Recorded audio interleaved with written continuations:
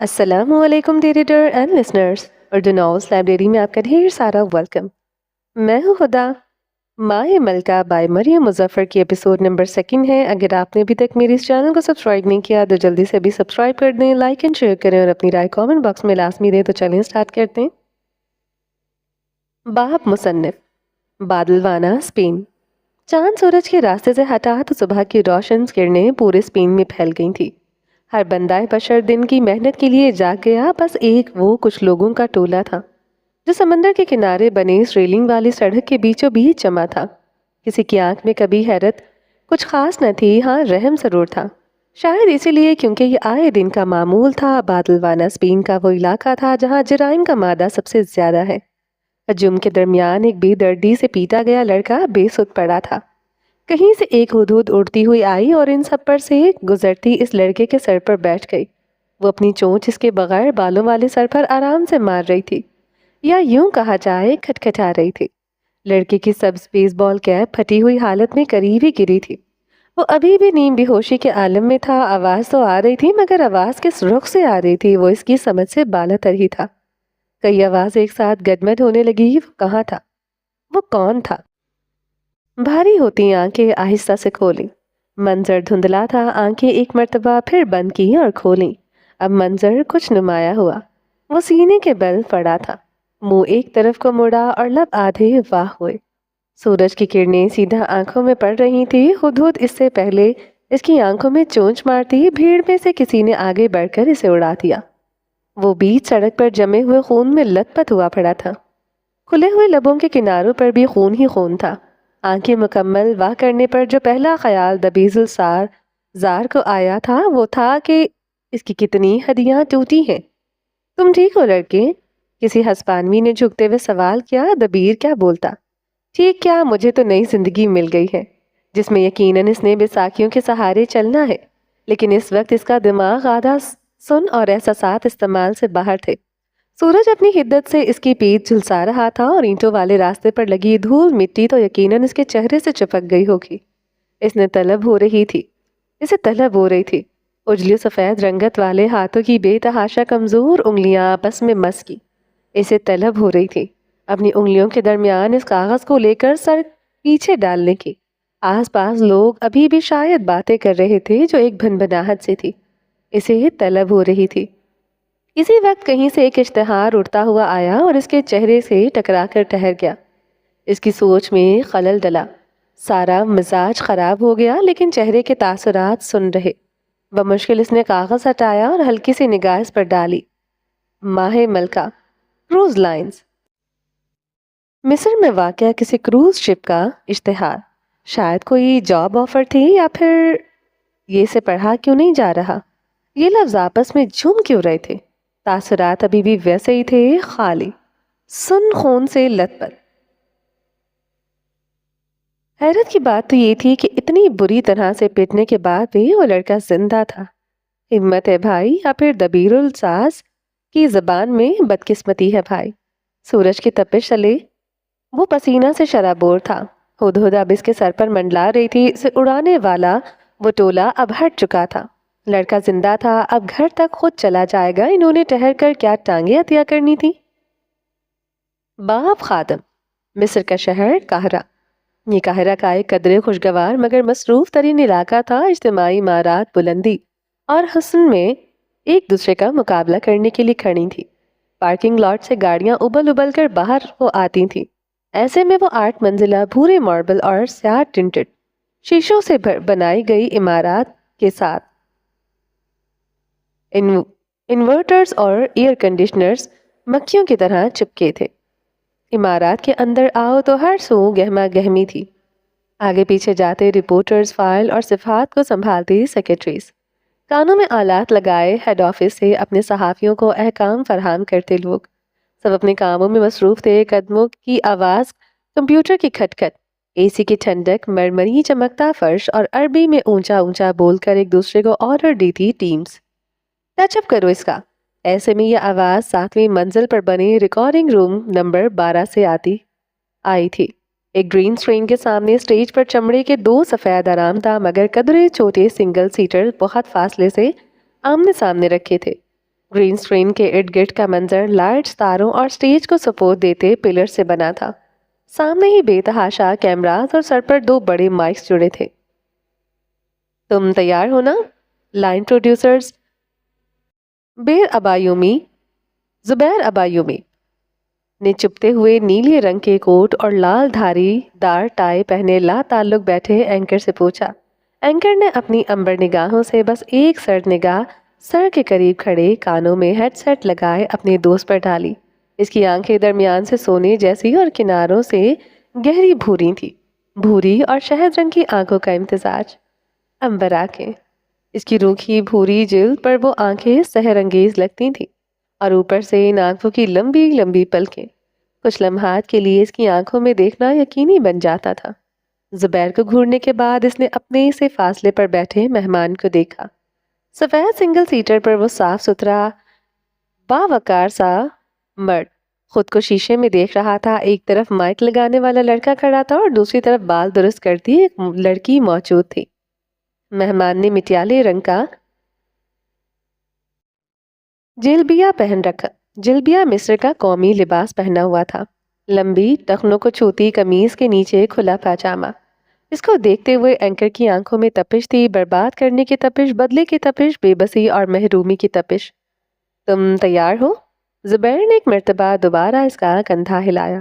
ساتھ کھڑا make up artist اس کے بھورے بالوں کو سیٹ کر رہا تھا، ہمیشہ کی طرح ایک چھوٹی سی گول ہوئی لٹ ماتھے پر جھول رہی تھی، اور بقیہ بال ٹیڑھی مانگ نکال کر پیچھے تقریباً سر کے ساتھ چپکے تھے۔ دہکتی آنکھوں نے نظریں پھیر لی، اندر سے ابلتے اشتعال کو قابو کیا اور پھر جھکی نظروں کے ساتھ ہنکار بھری۔ گڈ! کندھا تھپ تھپا کر پروڈیوسر آگے بڑھ گیا۔ وہ اپنے دوست کا مسئلہ جانتا تھا، اسی لیے کچھ گڑبڑ مت کرنا۔ فاتر کی اینکر کے کانوں میں تنبیہ سرگوشی کرتا وہاں سے ہٹ گیا۔ ہم شو شروع کرنے لگے ہیں۔ ریکارڈنگ روم میں جاتے ہی زبیر ابایومی نے تمام افراد کو مخاطب کیا۔ آواز فاتر کے کان میں لگے آلے تک بھی گئی اور دوبارہ سے ہنکار بھرتا سیدھا ہوا۔ یہ کوٹ ٹائی سے بہت غیر آرامدہ کر رہی تھی۔ دانستہ سامنے بیٹھے سیاست دان کو فاتر دیکھنے سے گریز کر رہا تھا۔ And now camera rolling start. بتیاں روشن ہوئی، کیمراز نے ریکارڈنگ شروع کی۔ اپنی سکرینز پر دیکھتے لاکھوں لوگ اس وقت 2 سفید صوفوں پر بیٹھے مردوں کو دوپہر کے وقت سرسبز گھاس اور کھلی آب و ہوا میں دیکھ سکتے تھے۔ مرحبا مصر، تکلم کہو، میں آپ کو خوش آمدید۔ میں ہوں آپ کا ہوسٹ فاتر ابو الاسلام۔ بھوری جلد والے اس مرد کا لہجہ عادتاً تیز، بلند اور بے رابط تھا۔ اس کے الفاظ اتنے صاف نہ تھے اور آواز چہرے کی مناسبت سے قدرے تیکھی تھی۔ الیکشن کے قریب آتے دنوں کی سنگینی کو مد نظر رکھتے ہوئے آج ہم نے دعوت دی ہے استقلال اسلامیہ پارٹی کے وائس چیئرمین عزیز بن خلد کو۔ بولتے ساتھ وہ بشاشت سے مسکرایا۔ اس کے بے تحاشا سفید دانت مصنوعی روشنیوں کو مات دیتے تھے۔ کیسے ہیں عزیز صاحب؟ بھورے لباس میں بیٹھے سیاستدان نے سر کے خم سے حال احوال قبول کیا۔ اس کی رنگت بادامی تھی اور گہری جھریوں سے لبریز چہرے پر اسٹوڈیو میں ہونے کے باوجود سن گلاسز لگی تھی۔ سفید اور مہندی رنگ کے بال جیل سے پیچھے کیے گنجا پن چھپانے کی ناکام کوشش کی تھی۔ بہت شکریہ آپ کے آنے کا۔ الیکشن کے دن قریب ہے اور یقیناً آپ اپنی محنت میں اس قدر مصروف ہوں گے کہ سر اٹھانے کا بھی وقت نہیں ہوتا ہوگا۔ عزیز بن خلد کا رنگ نچڑ گیا، چہرے پر سجی تجارتی مسکراہٹ ایک پل میں غائب ہوئی۔ فاتر، آؤٹ آف کریکٹر مت جاؤ۔ کان میں لگے آلے سے آواز آئی جو فاتر الاسلام نے مہارت سے نظر انداز کر تھی۔ 2 مہینے پہلے قاہرہ کے مرکزی سڑک پر آپ نے عوام سے خطاب کیا تھا۔ اس کی سرخیاں ٹویٹر پر بھی سرگرداں رہیں۔ ہاتھ میں موجود کاغذات پر ایک سرسری نگاہ دوڑائی، عزیز کی مسکراہٹ واپس آ چکی تھی۔ فاتر نے بات جاری رکھی۔ بقول آپ کے اقتدار ملنے کے بعد آپ سب سے پہلے اس آرگن مافیا اور انسانی اسمگلنگ کی مافیا کو بے نقاب کریں گے اور انہیں زیر زمین سے ہٹانے کی سرتوڑ کوشش بھی کریں گے۔ فاتر کا لہجہ تیکھا اور سچ کو بے نقاب کرنے والا تھا، بالکل اس کی آنکھوں کی طرح جو اس کرپٹ سیاست دان کے اندر تک اتر رہی تھی۔ یہی تھا اس کا دیکھنے کا انداز، پرسوچ، سکین کرتے، تلخ اور سچ اگلوانے والی نگاہیں۔ دیکھیں ہم برائی کو صفائے ہستی سے کبھی نہیں مٹا سکتے۔ عزیز ہاتھ جوڑتا آگے ہوا جب فاتر نے ایک دم اس کی بات کاٹی۔ کیوں نہیں مٹا سکتے؟ وہ چوکنا سے انداز میں ٹانگ پر ٹانگ چڑھائے ہاتھوں کو گھٹنوں پر رکھے بیٹھا تھا۔ فاتر وہ سوال پوچھو جو لکھ کر دیے ہیں۔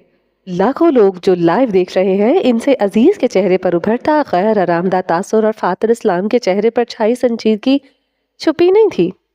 اچھائی ہی برائی کو ختم کرتی ہے عزیز صاحب، اور اگر اچھائی برائی کا خاتمہ نہیں کر سکتی تو اچھائی کی بنیادیں کمزور ہیں یا پھر برائی کی بنیادیں مضبوط۔ تو انہی بنیادوں کو کمزور کرنے کے لیے ہی تو آپ کی پارٹی لوگوں سے ووٹ مانگ رہی ہے۔ ایک دوسرے کی بات کاٹے وہ اب بحث پر اتر آئے تھے۔ ریکارڈنگ روم میں کھڑے زبیر نے غصے سے ہیڈ سیٹ اتار کر پٹخا۔ اسے پہلے ہی یقین تھا یہ فاتر اسے پٹوائے گا۔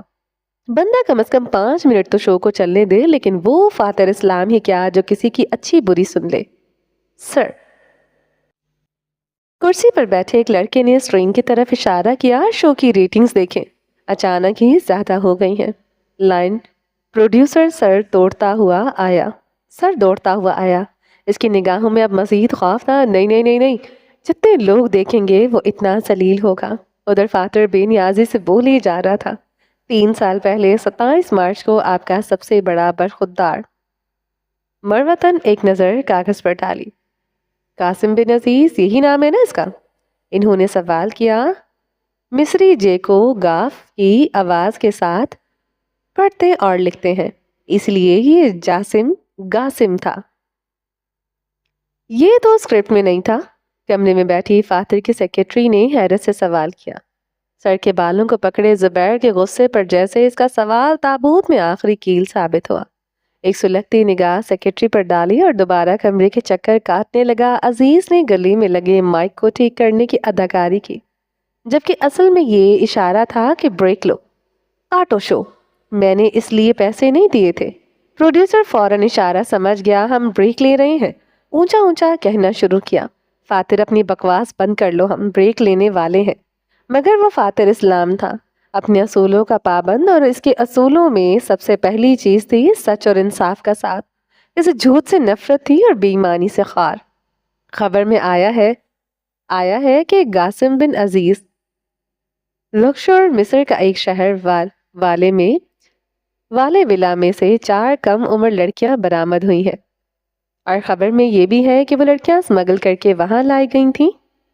اس بات کے بارے میں کیا رائے ہے آپ کی؟ ہاتھوں کو باہم ملائے عزیز خون خوار نظروں سے اسے دیکھ رہا تھا۔ آپ بے بنیاد الزامات لگا رہے ہیں۔ عزیز ایک طاقتور سیاستدان مگر نہایت ہی بڑا اداکار تھا، اور سیاستدان میں اداکاری ہی تو چلتی ہے۔ اچانک ہی کان میں لگے آلے سے شور آنے لگا۔ فاتر نے بدمزگی سے آلہ نکالا تو زبیر کا منہ کھلا کا کھلا رہ گیا۔ میں آپ کو وہ تمام تصاویر دکھا سکتا ہوں جن کو آپ نے نیوز چینلز کے منہ میں پیسے ٹھونس کر ہٹوائی تھی۔ جب آپ کی اپنی اولاد ایسے کاموں میں ملوث ہے تو آپ تو یہی کہیں گے کہ برائی کا کبھی کوئی خاتمہ نہیں۔ وہ پرسکون سا بیٹھا تھا۔ فاتر اسلام بے خوف تھا، ہمیشہ کی طرح۔ ہم بریک پر جا رہے ہیں فاتر، کیوں دو؟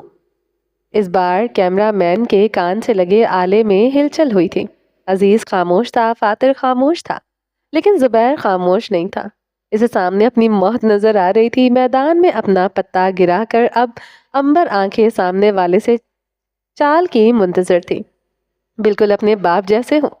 بے وقوفی کی حد تک نڈر، ہاتھوں کو غصے سے آپس میں ملایا۔ میرا باپ تو تم جیسوں کی چمڑیاں ادھیڑنے میں ماہر تھا، میں نے تو بس جلد کو ابھی گرم سلاخ سے چھوا ہے۔ ان دونوں کی آواز آہستہ ہو گئی، لیکن پروگرام دیکھتے لوگ سب کچھ واضح سن سکتے تھے۔ ریٹنگز ہر گزرتے لمحے اوپر جا رہی تھی۔ تبھی زبیر کی جیب میں رکھا فون تھرتھرانے لگا۔ اس نے سختی سے آنکھیں میچ لی۔ نازل ہو گئی موت۔ پیچھے بیٹھی سیکرٹری نے دل ہی دل میں کہا، وہ ایسے بد دماغ عربوں کے منہ لگنا بھی نہیں چاہتی تھی۔ لگتا ہے ابو السلام کا حال بھول گئے ہو، عزیز بولا۔ کون سا حال؟ میں نے تو آج تک باپ کی لاش بھی نہیں دیکھی۔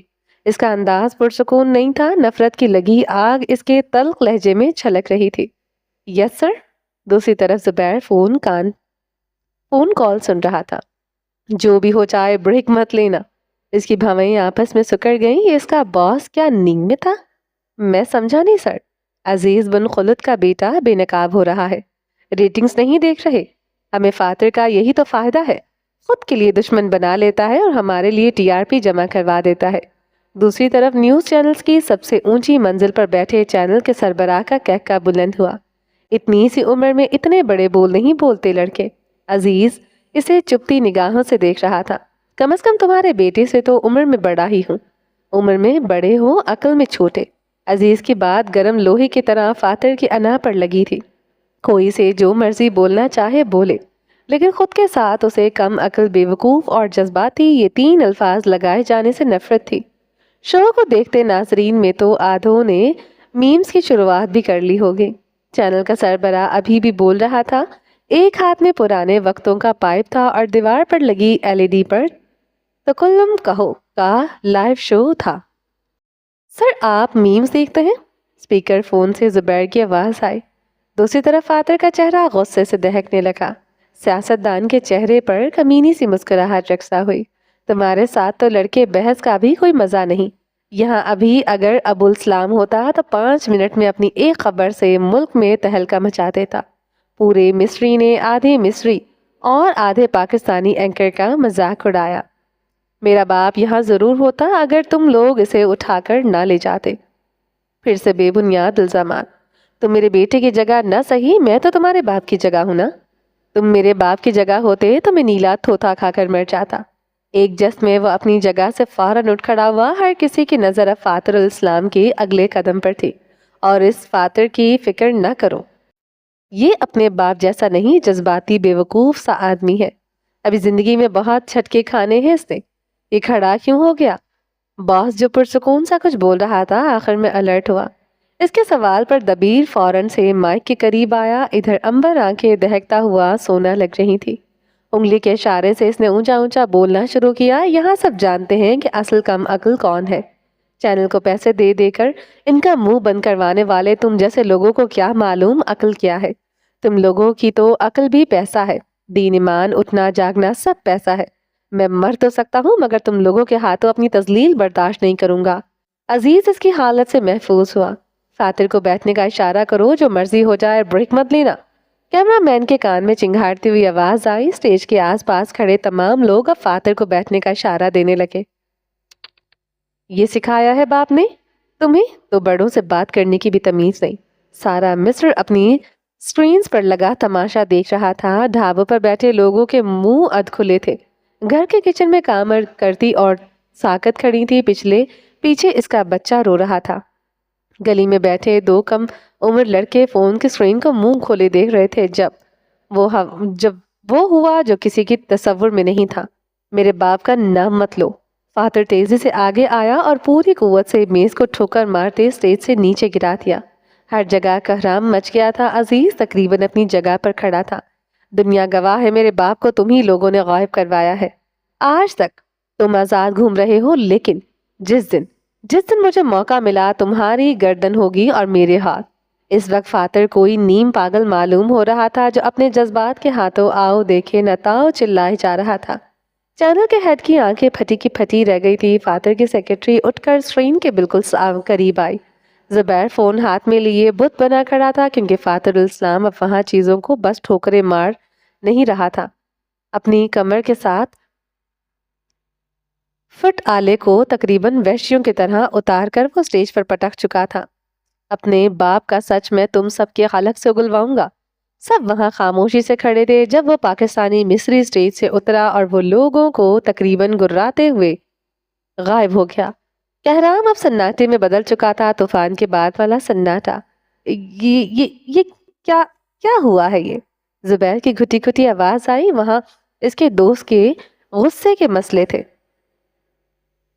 وہ جھگڑالو جذباتی ٹائپ کا تھا۔ لیکن زبیر بریک لو، سربراہ کی آواز آئی، مگر وہ ابھی بھی سن کھڑا ریکارڈنگ روم کی سکرین سے خالی اسٹیج کو دیکھ رہا تھا۔ زبیر گدھے کے بچے، میں کہہ رہا ہوں بریک لو۔ بری طرح سے چیخنے کی آواز پر وہ ہڑبڑا کر واپس ہال میں آیا۔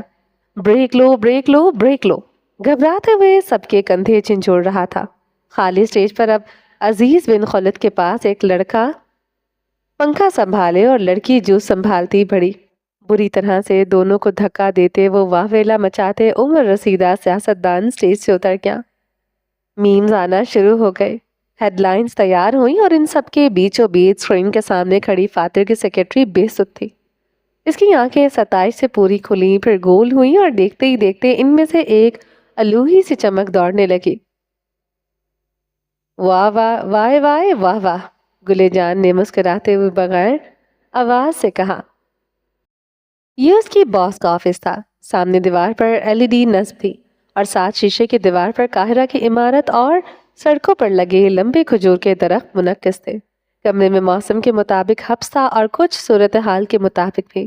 میرے باپ کا نام مت لو، دنیا گواہ ہے میرے باپ کو تم لوگوں نے ہی غائب کروایا ہے۔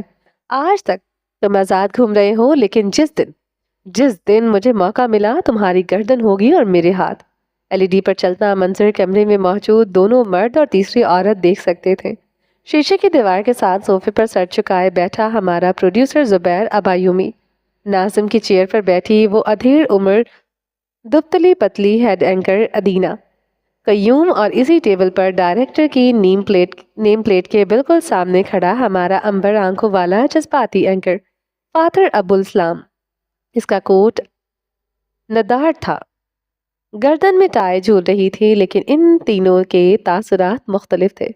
زبیر مایوس اور شرمندہ تھا، ادینہ چپتی نگاہوں سے فاتر کی پیٹھ کو گھور رہی تھی، اور فاتر وہ آرام سے ہاتھ میں کافی کا مگ پکڑے اسکرین پر چلتی اپنی کلپ دیکھ رہا تھا۔ اس وقت وہ تمام نیوز چینلز کی سرخیوں کی زد میں تھی۔ مل گیا سکون، آ گیا چین، پڑ گئی فرشتے کے کلیجے میں ٹھنڈ۔ کرسی کو یوں ہاتھ میں دبوچا تھا خواہ فاتر کی گردن ہو۔ وہ یہ کہہ دیتے ویڈیو کلپ جعلی ہے تو لائیو شو دیکھے آدھے مصریوں کو کیسے جھوٹا قرار کرتے۔ فاتر نے کوئی جواب نہ دیا۔ سینے پر بازو بندھے تھے، ٹانگیں کینچی کی صورت میں تھیں اور لمبا سراپا ٹیبل کے ساتھ ٹیک لگائے تھا۔ اس کی خاموشی ہیڈ اینکر کو مزید زہر کی طرح لگی تھی۔ وہ فاتر سے کافی درجات اوپر کی نوکری پر تھی، چنانچہ تکلم کا سارا نظام اسی کی ذمہ داری میں تھا۔ اب کچھ بولو گے یا منہ میں فرنی جمائی ہے؟ کرسی کھینچ کر آگے کی تو پورے کمرے میں ایک دل خراش آواز گونجی۔ زبیر نے کانوں پر ہاتھ رکھ لیے۔ فاتر نے کوئی تاثر نہ دیا، البتہ اس کا چہرہ لال ہو چکا تھا۔ ظاہر ہے وہ اپنا غصہ چھپا رہا تھا، شرمندہ تو وہ اب بھی نہیں تھا، بس سامنے والے کے رتبے کا لحاظ تھا۔ اس کی نظر میں نوکری کرنے والی عورت کی کوئی اہمیت نہ تھی۔ میں نے جو کیا کب پیچھے میز پر رکھا، بالکل صحیح کیا۔ میں تم لوگوں کی طرح خود کو بیچ نہیں سکتا، سب یہی کرتے ہیں انسانیت کے نجات دہندہ صاحب۔ چیختے ہوئے ادینہ ایک دم اپنی کرسی سے کھڑی ہوئی۔ فاتر اس کی طرف مڑا، کچھ سیکنڈز اسے بگڑے ہوئے تنفس سے دیکھتا رہا اور پھر زور سے دونوں ہاتھ میز پر رکھے سوائے اس نیم پلیٹ کے سب کچھ اچھلا۔ میں تمہاری طرح بغیرت اور کم ظرف نہیں ہوں۔ امبر آنکھیں اس وقت گہری شہد جیسی تھی، ماتھے پر جھولتی ایک بھوری گھنگرالی لٹ ویسے ہی تھی۔ کیا مطلب ہے میری طرح؟ وہ ڈھلتی عمر کی دبلی عورت تھی جس کے بال اور لباس جدید فیشن کے حساب سے سجے تھے، جھریوں کو میک اپ کی تہہ کے نیچے چھپایا گیا تھا۔ تم لوگ پیسے لے کر اپنا منہ بند کر لو، مگر مجھ سے یہ امیدیں مت رکھو کہ میں بھی یہی کروں گا۔ اسی دوران پیچھے بیٹھا زبیر اٹھ کر آیا اور فاتر کو کندھے سے تھام کر پیچھے کرنا چاہا۔ فاتر نے زور سے اس کے ہاتھ چٹک دیے۔ میرا باپ ان نامرادوں کے لڑتے لڑتے غائب ہوا تھا، مگر میں اپنے باپ جیسا نہیں ہوں۔ میں ان سب کو مار کر یہاں سے جاؤں گا۔ انگلی سے اپنے باس کی طرف اشارہ کرتے وہ مضبوط چپتے لہجے میں بولا۔ بیٹھی ہوئی آواز اس وقت مزید بیٹھی ہوئی لگتی تھی۔ یہ آدمی اور اس کے عزائم، میم اس کو رہنے دیں، اس کی کافی میں آج چینی کم تھی، اس لیے اتنا زہر اگل رہا ہے۔ یہ زبیر فاتر اور اپنے باس کے بیچ آیا۔ ایک تو یہ اس کا جذباتی دوست اسے نوکری سے نکلوا کر ہی دم لے گا۔ اس کی کافی میں چینی نہیں، اس کے دماغ میں عقل کم ہے، نخوت سے کہتے وہ کرسی پر ڈھل گئی۔ فاتر کو جیسے اس کی بات زہر کی طرح چبھی تھی، وہی کم عقل کہلوانے والا کمپلیکس۔ کیا کہا؟ منہ نوچنے والے انداز میں آگے آیا، رتبہ کا لحاظ گیا تیل لینے۔ زبیر نے اسے شانوں سے تھاما۔ میں کم عقل ہوں تو تم کیا ہو؟ پورا دن اپنے اس AC والے کمرے میں بیٹھ کر اپنی پتلیوں کو نچاتی ہو۔ ہر سیاستدان کی جیب میں تم نے اپنا حصہ رکھا ہے۔ جھوٹی خبریں تم پھیلاتی ہو اور باتیں مجھے سنا رہی ہو۔ ادینہ قیوم کا منہ کھلا کا کھلا رہ گیا. اپنے کالے کرتوت تو وہ دنیا سے چھپائے گھومتی تھی. ارے اسی لیے کہتے ہیں عورت کو چھولے ہانڈی میں جھونکے رکھو تو کسی کام تو آئے، ورنہ ذرا ان کو پر کیا لگا وہ دو بے باک اور بے حیا ہو جاتی ہیں. جذباتی اور اللاجیکل باتوں سے لے کر کپڑے جوتے کے علاوہ ان کا دماغ چلتا کہاں ہے؟ فاتر انسان بنو. باس ہے وہ. زبیر نے اس کو پیچھے کرنے کی ناکام کوشش کی، لیکن وہ تو آج جیسے سارے حساب نکالنے کا سوچ کر آیا تھا. سچ شکر ہے دیواریں ساؤنڈ پروف تھیں، ورنہ ابھی سارا دفتر فاتر کی تقریر سنتا اور اس اینکر کو ایک اور مصیبت کو گلے لگانا پڑتا. سامنے بیٹھی ادینہ بھی کیا کسی سے کم تھی؟ غصے سے جبڑا بھینچے وہ ایک لخت کھڑی ہوئی تو کرسی دور جا گری. تم جیسے مردوں کی وجہ سے ہم عورتیں آزادی کی خاطر آواز اٹھاتی ہیں. اسی تنگ اور دقیانوسی سوچ کی وجہ سے ہی تو تم آج میرے سے نیچے ہو. تمہیں اپنی کم عقلی سے مسئلہ نہیں ہے، تمہیں بس میری کامیابیوں سے حسد ہے. ریگل ایگو والا نیچ مرد. نفرت سے چلاتے وہ ساتھ میز پیٹ رہی تھی. بھاڑ میں جائے ابو الاسلام ظہور کا بیٹا اور ان کی نایاب انویسٹمنٹ. جاؤ بیوی اپنی عمر دیکھو اور حرکتیں. اللہ اللہ کرنے کے دن ہے اور ادھر تم مردوں سے مقابلے کرنے آئی ہو. تم جیسی عورتیں ہی نسل خراب کرتی ہیں. زبیر اس کا منہ اپنے ہاتھ سے بند کرواتے وہ چیختے چلاتے اسے پھر سے دور پھینک دیتا. میں تمہاری ہمت کیسے ہوئی یہ بکواس کرنے کی؟ میں تمہیں ہراسمنٹ کے جرم میں اندر کروا سکتی ہوں. دھمکی پر اس کی ساری مزاحمت برف ہوئی. ادینہ فخر سے کندھے اکڑائی کھڑی تھی. یہ تم عورتوں نے صحیح لفظ سیکھ لیا ہے. جہاں بات نہ بنے اگلے پر تشدد کا الزام لگا کر اس کے کردار کے پرخچے ادھیڑ دو. ہاتھ اٹھا کر تالیاں پیٹتے فاتر نے طنز کیا. میں اس کی طرف سے معذرت کرتا ہوں میڈم. ایک دم دبیز دونوں کے بیچ آیا. ایک طرف اپنا کھانا خود گرم کرو والی فیمنسٹ عورت اور دوسری جانب کھانا گرم کرنا عورت کا کام ہے والا دقیانوس مرد اس عمل کے لیے تیار نہ تھے. تم میری طرف سے معافی کیوں مانگ رہے ہو؟ میں تو خود اپنی طرف سے معافی نہیں مانگ رہا. زبیر نے فاتر کو چپ ہونے کا اشارہ کیا. مجھے تمہاری نہیں اس کی معذرت چاہیے، ادینہ نے تلخی سے کہا. فاتر نے مزید تلخی سے جواب دیا. میری جانب سے تمہیں معافی نہیں استعفیٰ ملے گا. ادینہ کے کندھے آہستہ سے ڈھیلے ہوئے. لو گئی ان کی انویسٹمنٹ. کیا مطلب تم ایسے نہیں جا سکتے؟ فاتر جو صوفے سے اپنا کوٹ اٹھا رہا تھا اسے کندھے پر ڈالا ایک قدم آگے آیا. باس اور اس کے درمیان ٹیبل تھا. ایک طرف کو کھڑا زبیر کسی بھیگی بلی سے کم نہیں لگا تھا. میں جا نہیں رہا. ہوا میں لہرا کر اپنا کوٹ پہنا. میں جا چکا ہوں. نظریں اس عورت کے کھلے منہ کی طرف تھی. ماں سلام، گڈ بائے. کوٹ کے کالر درست کیے اور لمبے لمبے داغ بھرتا باہر چلا گیا. ہاں مگر پیچھے دروازہ توڑنے والے انداز میں مارنا وہ نہیں بھولا تھا.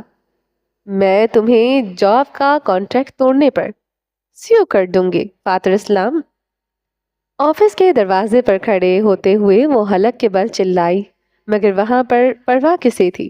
پیچھے آفس میں اب زبیر اور ادینہ رہ گئے تھے. ٹی وی پر اب کوئی اور خبر چل رہی تھی یا پھر کوئی اشتہار. میم، زبیر نے حیران نگاہوں سے انہیں دیکھا. کیا میم؟ جاہل کہیں کے، روکو اسے ورنہ بورڈ آف ڈائریکٹرز میرا خون پی جائیں گے. اس کی چیخ نے زبیر کا دل دہلا دیا تھا. گھبراہٹ میں یس سر بولتا وہ باہر کی طرف بھاگا تھا. فاتر وہ 6 فٹ 1 انچ کا مرد راہداریوں میں یوں چل رہا تھا جیسے باپ کی جاگیر ہو. اس کے پیچھے بمشکل اس کے سیکرٹری گل اور اس کا دوست زبیر آ رہے تھے. کیا ہوا تھا اندر؟ گل نے اپنی لال ہیلز میں تقریباً بھاگتے ہوئے زبیر سے پوچھا. بے تحاشا سفید رنگت جو زرد پڑ چکی تھی اور چہرے پر لگی نیلے فریم والی اینک، وہ فاتر پر تو پہلے ہی بپھرا ہوا تھا، مگر ہمیشہ کی طرح گل کی شکل دیکھ کر اس کے غصے کا لیول آسمان کو چھو کر مریخ تک پہنچ گیا تھا. رشتہ مانگا تھا اپنی بیٹی کے لیے باس نے اس نے وہاں بھی زبان کے جوہر دکھا دیے تھے. فاتر لفٹ کی طرف بڑھ رہا تھا. وہ دونوں اس کے پیچھے آ رہے تھے. لوگ اپنے کیبن سے سر نکال کر دیکھنے لگے. بیٹی؟ نیلی فریم کے پیچھے نیلی ہی آنکھوں میں حیرت ابھری. لیکن میڈم ادینہ نے تو اب تک شادی بھی نہیں کی. اونچی پونی والے سیکرٹری جو ساتھ ساتھ بھاگ رہی تھی اچانک سے سامنے آنے والی دیوار سے ٹکرائی. اس کی اینک سمیت ناک کچلی گئی. ناک میں سلتے اس نے سر اٹھایا تو پتہ چلا وہ دیوار نہیں بلکہ دیو کامت نیلے کوٹ والا شخص اس کا باس ہے. فاتر، یہ تم کیا کر رہے ہو؟ میں نے تمہاری کافی کو ایکسٹرا اسٹرانگ تمہاری سستی پرفارمنس دیکھنے کے لیے نہیں بنایا تھا، زبیر نے شکایت کی۔ یہ لفٹ کیوں نہیں کھل رہی؟ مسلسل بٹن پریس کرتے وہ اب باقاعدہ دروازے کو لاتے مار رہا تھا۔ آس پاس چلتے لوگ اسے دیکھ کر تو ڈر کر 2 قدم پیچھے ہو جاتے۔ وہ زبیر کو گل کی موجودگی سے بالکل بے پرواہ تھا۔ سر سب دیکھ رہے ہیں۔ گل جو اس کے کندھوں تک آتی تھی 5 انچ کی ہیل پہن کر، اس نے کندھے پر دستک دیتے اسے پکارا، لیکن وہ فاتر اسلام ہی کیا جو دوسرے سے اچھی بری سن لے۔ کھل جا۔ لفٹ کے سنہری دروازے پر ہاتھ کا مکہ مارا مگر وہ پھر بھی نہیں کھلا۔ دوبارہ سے مکہ مارا اور اسے پہلے کے دروازے سے ٹکراتا لفٹ کے دروازے کھلے اور سامنے سے آتے ایک انٹرن کی ناک پر اس کے مضبوط ہاتھ کا مکہ زور سے لگا۔ وائے وائے، گل نے ایک ہاتھ سینے اور دوسرا ہاتھ منہ پر رکھا۔ زبیر نے ساتھ کھڑی لڑکی کو دیکھتے آنکھیں گھمائی۔ اتنی بھی کیا اوور ایکٹنگ؟ اللہ جی، وہ بیچارہ نازک سا بندہ تھا، کاغذات کا ڈبہ پکڑ کر آ رہا تھا، اسے کیا پتا سامنے سے گراؤنڈنگ اٹیک ہو جائے گا۔ ہٹ پیچھے، راستے سے ہٹاتے ہمارا جذباتی اینکر لفٹ کے اندر بڑھ گیا۔ ذرا جو بندہ غلطی کر کے نادم ہو جائے، لیکن فاتر اسلام کی کتاب میں غلطی پیشہ آس پاس کے لوگوں کی ہوتی ہے، میں غلطی نہیں کر سکتا، سنہری حروف میں لکھا تھا۔ زبیر اور گل اس کے دونوں طرف کھڑے تھے۔ لفٹ میں دروازے بند ہوئے اور لفٹ نیچے کی طرف رواں ہو گئی۔ اندر ایک طرف کو شیشہ لگا تھا، اس میں ہم تینوں کو دیکھ سکتے تھے۔ بھوری رنگت اور امبر آنکھوں والا اینکر جس کی بھویں موٹی اور چہرے پر فرنچ داڑھی تھی، اس کے ساتھ کڑی ترک لڑکی کے بال بلونڈ اور اونچی پونی میں بند تھے، اور آخری کونے میں کھڑا دبلا پتلا سا عام سا مرد دیکھ کر بھی خاص سی عقل رکھتا تھا۔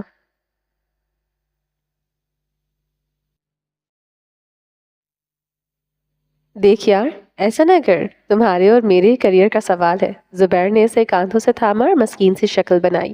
تم بناؤ ایسے کاسبوں کے ساتھ کریئر، مجھے میرے اصول بہت عزیز ہے۔ مسلسل ایڑیوں پر جھولتے وہ آگے پیچھے ہو رہا تھا۔ گل نے بات کرنے کے لیے لب واہ کیے، لیکن اس سے پہلے زبیر بول پڑا، تم تو اپنے اصول بدل کر پھر ان نئے اصولوں کا پابند ہو جانا۔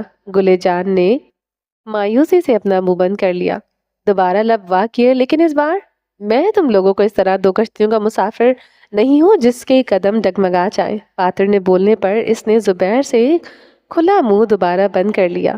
وہ دونوں ایسے جھگڑ رہے تھے جیسے ساتھ وہ ہے ہی نہیں۔ مرتے رہیں میری بلا سے، ترک لڑکی نے دل میں کہا اور چہرہ پھیر لیا۔ لفٹ 7ویں منزل سے سیدھا گراؤنڈ فلور پر آ کر رکی، دروازہ کھلا اور وہ دونوں مرد اور ان کے ساتھ چلتی ایک نہ نظر آنے والی لڑکی نہ صرف ان کو نظر نہیں آتی تھی، باہر نکلی۔ فاتر اتنے جذباتی مت بنو، ویسے ہی آج کل موسمی بے روزگاری چل رہی ہے۔ زبیر ابھی بھی منت سے ماجد کر رہا تھا جس کو وہ بار بار چھڑک دیتا، یار چھوٹے چھوٹے کمپرومائز کر لینے پڑتے ہیں، اتنا سخت کیوں ہو رہے ہو؟ زبیر کی التجا سنائی دی۔ ساتھ چلتی گل نے اس کے ہی انداز میں نقل اتاری۔ لفٹ سے اب وہ عمارت کے آٹومیٹک کھلنے والے دروازے کی طرف جا چکے تھے۔ زبیر ابھی بھی اس کی منت کر رہا تھا، فاتر ابھی بھی غصے میں تھا، گل ابھی بھی وہ اسے چھوڑو، وہ نظر کہاں آتی ہے۔ وہ پارکنگ ایریا میں آ چکے تھے۔ زبیر اور فاتر دونوں ہی ٹھیک تھے، نہ ایک نے چپ کرنا تھا اور ایک نے سن لینا تھا۔ پارکنگ لاٹ میں گاڑیاں ایک دوسرے کے ساتھ چپکی کھڑی تھی۔ اپنی گاڑی کی طرف وہ چنگیز خان سٹائل میں بڑھا تھا، ایک کندھے پر منت کرتا زبیر چلا آ رہا تھا اور دوسرے پر نہ نظر آنے والی گلے جان اپنے سلور رنگ کی آڈی سے اسے دور سے ہی نظر آ گئی تھی، چمچماتی ہوئی دھوپ میں روشن۔ فاتر اتنی ضد مت کرو، فاتر سن لو میری بات، مجھے تمہاری کوئی بات نہیں سننی۔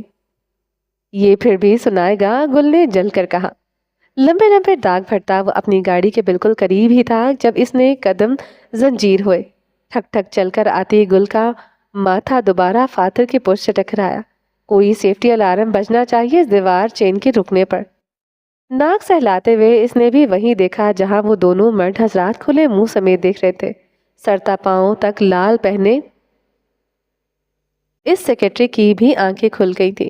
2 میلے کچیلے بچے فاتر کی گاڑی کے سامنے کھڑے تھے۔ اس میں سے ایک گاڑی کی ڈگی پر چڑھا تھا اور دوسرا ہاتھ میں پکڑے ٹوٹے ہوئے کیمرے سے اس کی تصویر بنا رہا تھا۔ وہ بچے خوش تھے، مسکرا رہے تھے، کھلکھلا رہے تھے۔ فاتر، زبیر نے توڑ کر لفظ ادا کیے۔ دوسری طرف فاتر پرسکون سا ان بچوں کے پاس پہنچا۔ چہرے پر سے غصہ غائب تھا اور امبر آنکھیں نرم گرم سا تاثر دے رہی تھیں۔